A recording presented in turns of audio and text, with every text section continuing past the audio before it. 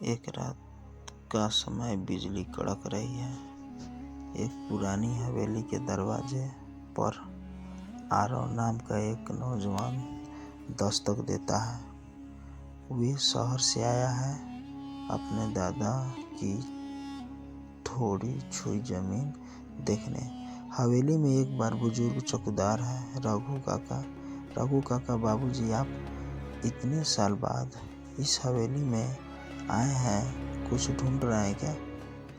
आरवा: हाँ काका, कहाँ जाता है, मेरा दादाजी ने कुछ छोड़ा था जो कभी मिला नहीं।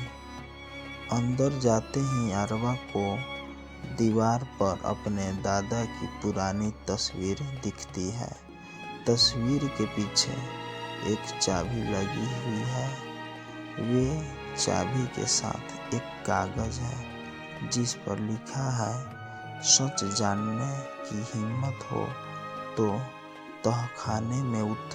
आरवा डरते डरते तहखाने के दरवाजा खोलता है। वहाँ पुराने ट्रंक, किताबें और एक खत पड़ा होता है। खत पर लिखा होता है, मेरा बेटा के नाम। खत में दादाजी लिखते हैं, जब तुम ये खत पढ़ रहे होंगे तब शायद मैं जिंदा ना रहूं, पर तुम्हें एक सच जानना जरूरी है, तुम्हारे पिता की मौत हादसा नहीं थी। आरव का दिल जोर जोर से धड़कने लगता है। फ्लैशबैक शुरू। 30 साल पहले दादा, बेटा और बहू हवेली में रहते थे। एक रात झगड़ा हुआ, बिजली गुल हुई और अगले दिन बेटे की लाश कुएं में मिली।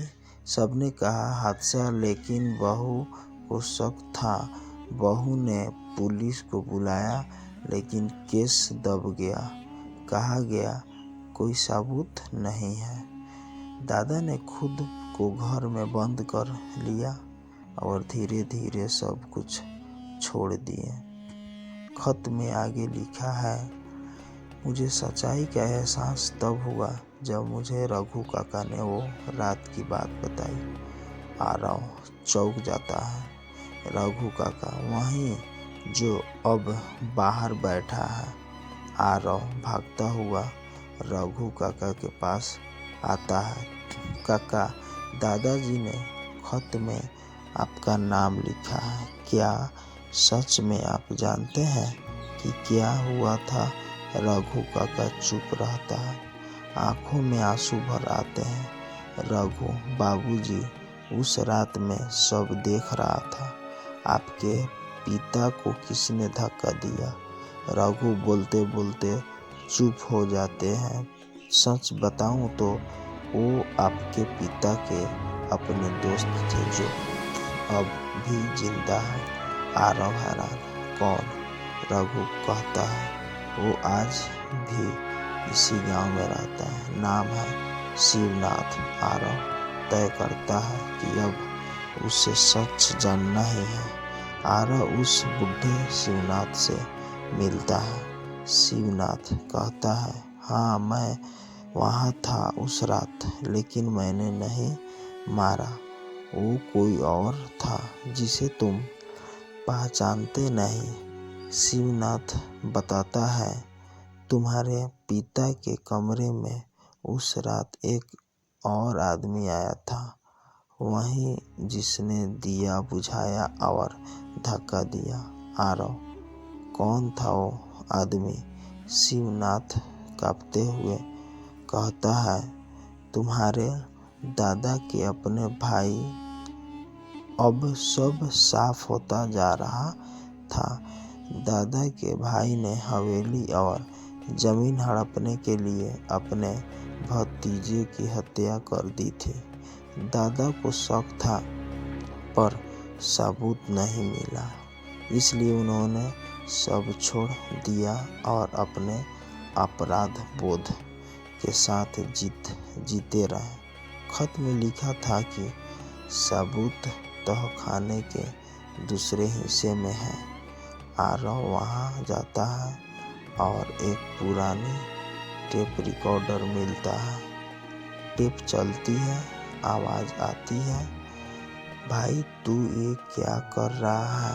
फिर पानी की छपाक और चीख, आरव सन्नट रह जाता है। ये तो उसके दादाजी की आवाज थी। अब समझ आता है, कातिल दादा खुद थे। उन्होंने गुस्से में बेटे को धक्का दिया था और अपने भाई पर इल्जाम डालने की कोशिश की। फिर पछतावे में वो पागल जैसे हो गए और खत लिखा। रघु काका रोते हुए कहता है, मैंने कसम खाई थी कि सच कभी नहीं बतलाऊंगा, पर अब जब आप आए हैं तो शायद आत्मा को शांति मिलेगी। आरव हवेली छोड़ देता है। वे जमीन बेचने नहीं बल्कि वहाँ एक स्मृति आश्रम खोलने का फैसला करता है, ताकि उसके पूर्वजों की आत्मा को सुकून मिले। घर से निकलते वक्त आरव देखता है, तस्वीर में दादा मुस्कुरा रहे हैं। पहले वो तस्वीर उदास थी, अब चेहरा शांत लग रहा था। कभी कभी सच्चाई देर से मिलती है, पर जब मिलती है तो अंधेरा भी रोशनी में बदल जाता है। कैमरा ऊपर उठ जाता है, हवेली दूर जाती है और आसमान में बिजली की जगह सुबह की किरणें उगती हैं। हेलो गाइज, ये कहानी से आपको क्या सीख मिला कमेंट करके बताएं, और प्लीज़ अगर कहानी अच्छा लगा हो तो सब्सक्राइब करना ना भूलें। थैंक यू, धन्यवाद।